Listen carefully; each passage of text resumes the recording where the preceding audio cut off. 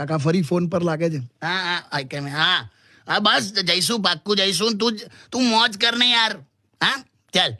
કોણ હતું? કોણ હોય? કાકી. કરેક્ટ કે આજે સાંજે જઈશું. મેં કહ્યું ઘરની પાછળ અમે મંદિરે દર્શન કરવા જવાના છે અને પછી પાણીપુરી ખાવાના. એમ તમને ભાવે જ? ખાવાની લા. તમે કેટલી ખાઓ પાણીપુરી? એવું ખબર નહીં પણ તમે જ્યારે પણ પાણીપુરી ખાવા જાઓ ને હા. અને અધવચ્ચે તમે એવું પૂછો ને કે ભૈયા કિતને કી હો ગઈ તો ખબર નહીં ઓલવેઝ એવું જ કે એક ખાઈ લો ને એટલે 30 ની થઈ જશે. ગમે તે હોય એક ખવડાઈને રાઉન્ડ ફિગર સેટ કરી નાખે. પણ હું તો તમને એક બહુ મસ્ત વાત કહું. તમારે છે ને કોક વાર જાતે ઘરે બનાવવાનું અને કાકીને ખવડાવવાનું. તે કોક વાર બનાવું છું લા હું.